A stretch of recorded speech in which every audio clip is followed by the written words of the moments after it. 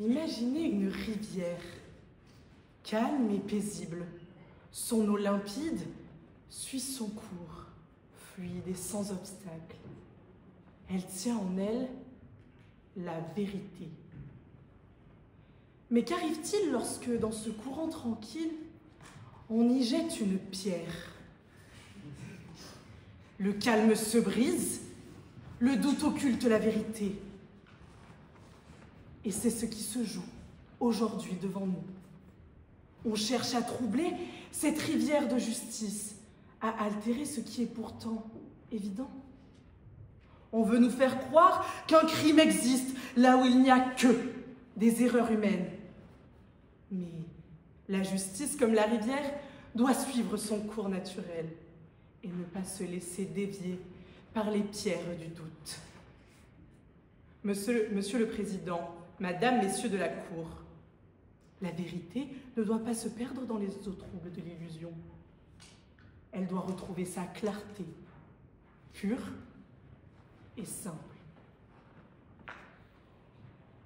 Ce n'est pas dans une rivière qu'a plongé Monsieur d'Issoire, mais bien dans la mer. 4 amis, des vacances et des excès. L'alcool coule à flot, ils boivent encore et encore, du soir au matin. Après une courte nuit, ils se lancent dans une plongée sous-marine. La passion de Monsieur d'Issoire. Arrivés sur la plage, l'eau salée les accueille. Mais c'est une autre odeur qui les enivre, les cocktails et la vodka. Petite précision, mon cher contradicteur, ils sont tous ivres. Monsieur d'Issoire, plus que tout le monde, c'est son enterrement de vie de garçon. Un dernier défi lancé par tous ses amis avant de plonger, il vide une bouteille, cul sec. Alors, tous ensemble, ivres, ils descendent. 6 mètres, 12 mètres, 25 mètres. Les effets de l'alcool se font ressentir. 3 des amis écœurés remontent. Mais Monsieur d'Issoire, lui, décide de continuer. 27 mètres, 30 mètres, 35 mètres. Il est seul maintenant. Seul avec son corps épuisé. L'ivresse cède place à la peur. Il veut remonter, mais c'est trop tard. Son souffle se brise, son cœur s'emballe, et la panique le fige. Il est trop tard. Un accident tragique et pourtant, un homme est mis en cause. Monsieur Traîne, le meilleur ami de Monsieur d'Issoire, qui a fait chuter la bouteille d'oxygène de ce dernier. Aujourd'hui, Monsieur Traîne est donc poursuivi sur le fondement de l'article 221.3 du Code pénal, qui dispose que le meurtre commis avec préméditation constitue un assassinat. Je l'admets, il y a bien un meurtrier dans cette histoire. Mais ce n'est pas Monsieur Traîne, non! C'est l'alcool qui a tué Monsieur d'Issoire. C'est l'alcool qui a embrumé son esprit. C'est l'alcool qui l'a poussé à plonger toujours plus loin, toujours plus profond, bien au-delà de ses limites. Il s'est aventuré dans des profondeurs que seuls les plongeurs expérimentés osent affronter. Or, il n'est qu'un amateur, un aventurier mal préparé face aux dangers de l'océan. La Fédération française d'études et de sports sous-marins l'affirme sans équivoque. Plonger à plus de 30 mètres nécessite une certification de niveau 2. Une certification qui prépare au danger des profondeurs, comme la consommation d'air accru et la narcose des profondeurs. Or, Monsieur d'Issoire ignorait tout de cela. Il a dépassé les 35 mètres, s'aventurant dans un territoire qu'il ne maîtrisait pas. Donc, ce n'est pas Monsieur Traîne qui a précipité Monsieur d'Issoire dans l'abîme, mais bien l'alcool. Des 30 mètres, l'alcool peut même devenir un poison mental, la narcose des profondeurs. La narcose des profondeurs est un trouble du système nerveux causé par la pression élevée en grande profondeur, en effet, qui est aggravée par l'alcool. D'abord, une sensation de bien-être excessive, presque euphorique. Puis, la pensée se trouble, la concentration devient difficile. Enfin, la coordination se dégrade, les gestes ralentissent et perdent en précision. Et quand il est temps de remonter, le corps ne suit plus. La noyade devient inévitable.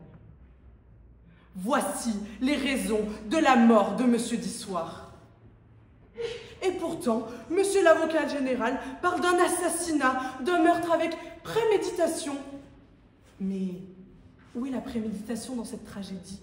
Où sont les preuves d'un acte mûrement réfléchi et planifié avec soin? Il n'y en a pas. La Cour de cassation, dans un arrêt du 6 mai 2015, a été claire. La préméditation exige un temps de réflexion suffisant, permettant de planifier un acte précis. Ici, rien de tel. Pas de réflexion, pas de plan, pas d'organisation. Monsieur d'Issoire a acheté le matériel la veille.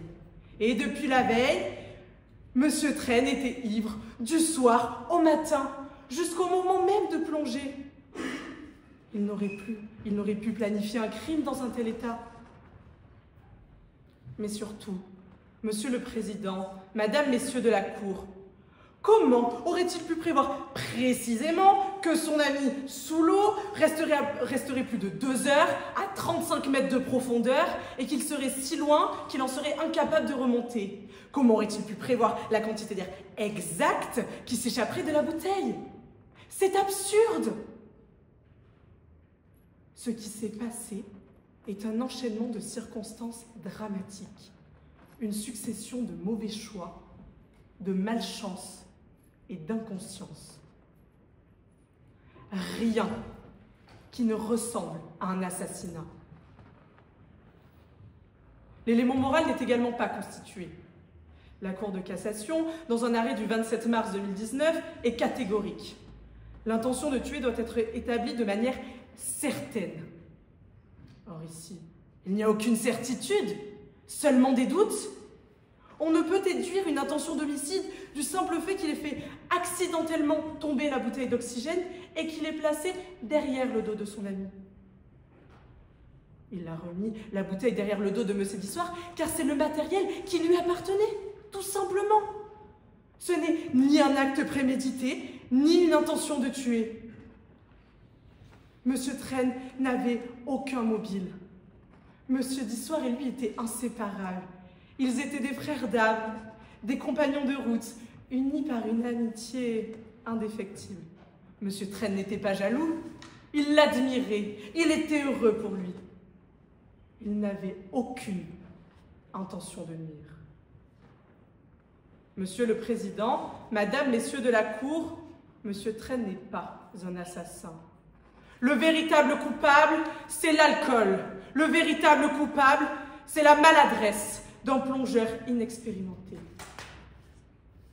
Mais ce n'est pas Monsieur Traîne. Non, Monsieur Traîne est plutôt un agneau innocent. Mais, face à lui, Monsieur l'avocat général est un loup affamé qui cherche un coupable, prêt à refermer sur lui les crocs de l'injustice. Il l'accuse, il veut l'enfermer derrière les barreaux. Il nous parle de péril pour la société, d'un danger imminent. Mais où est la véritable menace que représente cet homme? Il n'est en aucun cas un risque pour qui que ce soit. Il n'a pas cherché à piéger son ami, il n'a pas cherché à lui nuire. Il s'agit d'une tragédie accidentelle, amplifiée par un contexte de fête et de mauvais jugement, mais qui ne saurait en aucun cas être qualifié de crime. Monsieur Traîne n'est ni un criminel, ni une menace. C'est pourquoi, Monsieur le Président, Madame, Messieurs de la Cour, nous demandons que Monsieur Traîne soit acquitté.